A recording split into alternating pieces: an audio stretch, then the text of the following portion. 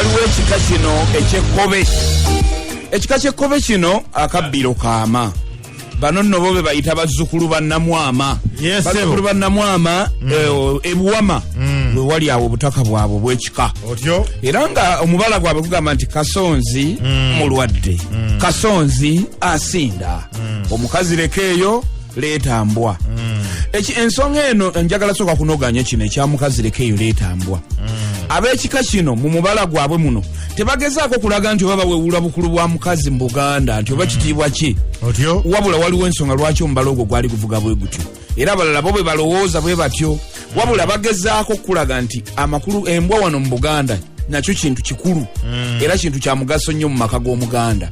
Abaganda abasinga babeeranga n'embwa waka naye no nakakati era ojja kwesanga amaka agasinga nga mulimu embwa.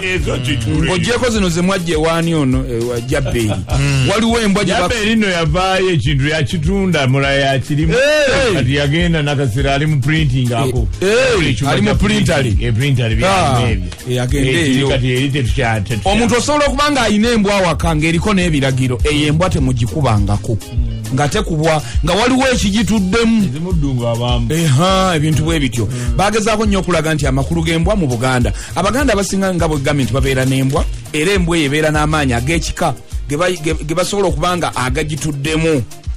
Kati ag'ekika oyinza okugamba waliwo ge bayita kantazi. Kati era nga mu bakabaka bonna abazze babeerako nga bwe bavaako babeeranga n'embwa. Era ne Kabaka Mutebi ayina embwa. Ayina embwa ye. Kati Ssekabaka Muteesa owookubiri yayina embwa 2 ye. Bakuliko embwa emu nga bagiyita Semajimbi ate endala nga bagiyita Senkungo. Naye nga mbwa. Kakati ono alina embwa ye Senkungo gye yazanyanga nayo ngamba ono aliko. Ayina embwa ye gye bayita Senkungo gye yazanyanga nayo okuva mu buto. Kati simanyi oba yekyali oba bajja bagizaawo buzza ng'eno evuddewo. Kakati ojja kwegenda okwetegereza nti nno bano ab'ekkobe omulimu gwabwe omukulu bayizzi ba Kabaka. Bebayizzi be bavunaanyizibwa ku nsonga eyo. Nga bwe gyosaba emmamba nti nno olw'okuba nti nno baagoba ku mwalo eri nga bava mu bizinga eby'essese ne baga nti amaato gajja gabunga bazzukulu ba Gabunga ne babeera nti be bavunaanyizibwa ku mpingu ya Kabaka ejje ly'oku mazzi. Kati ne bano nabo bebayizzi ba Kabaka.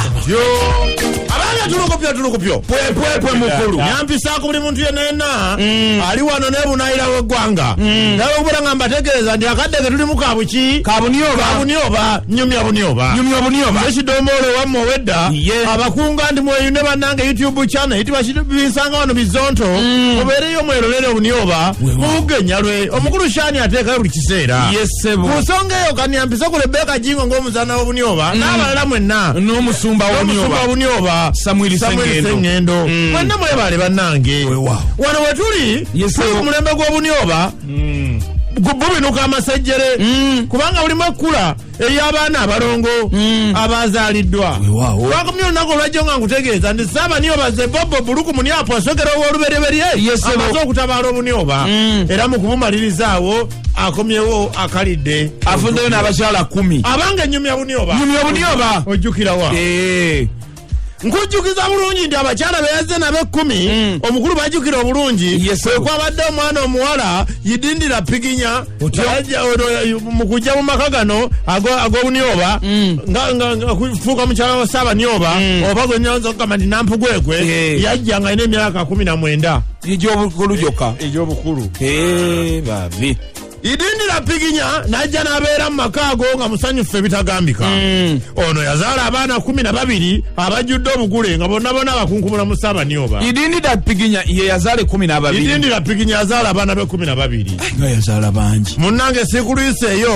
Leero njagala nkubulira abakyala banenge gye babeera mu maka gano. Kubanga twasemye ng'otutegeezezza nti Saabanioba bwe yabanga agenda okulambula embuga z'omu nga bonna balina okubeerawo. Okuŋŋaana obijjukira bulungi nayo nimbisizza muntu. Munnange nzuno Yeruzalemu Pekepe yazaala abaana 7. Yeruzalemu Pekepe asojja kunnimbisa abantu ngambye Yeruzalemu Pekepe azaala abaana 7 yazaala batontono nga bonna babuwala bonna yazaala bawala bonna kazi no bw'ozaala abaana bawala beerero bakutapulani anaabagaba ng'omu otyo Kalapa Pantuti yazaala omwana omwati. Kalapa Pantuti mwana wabulenzi wa buwala. Mwana wa buwala bambi kyokka egi yalina limu erizaala n'atwagapa ku lunaku lwe baamuzaala omwana bambi yatwagapa lwe baamuzaala. bano bajja be baamuloga kigambibwa mbu yalumibwa ensolosozi bagiyita batya bo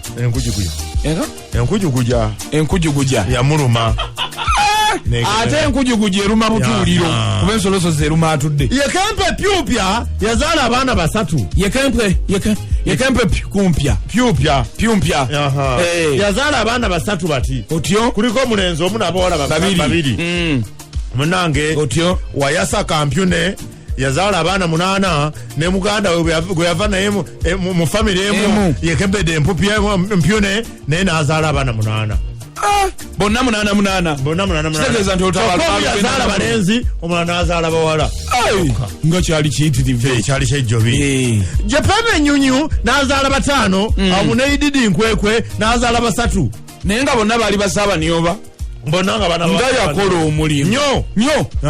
Otyo Jagaba Fyu n'azaala abaana 11 ye yaddiriro liwe 12 yesebo abaana 11 nga kuliko abantu 7 ate abasigadde abasigadde ababiri baali Luzzi omu gwali Muti omulala Ngo. Lusebo munnange munnowo nzuno Ncwacwa Perewu yazaala abaana basinga obungi baali abaana 17. Perewu nga yali muyita bamala okuzaala omusajja yali mu bunyoba muno ng'alimu mutunze wadda nga musajja asaasinze empisa mu bunyoba bonna n'okuza abaana be nga balina empisa empitirivu gwe baali bayitanga Nzigamaganyu Perewunde Mbogota Ndipeeta ne mukyala we Yiritira Gapete Nyerenye baweebwa obuvunaanyizibwa okukuza abaana bano bonna mu maka gaabwe. Nyerenye njagala okufundikira omukolo gwa leero gw'okunyumya obunyoba nga mbuuzamu abali mu studio n'abali ebweru abawuliriza nti mwe rediyo endala muziwulira zinyumya ki?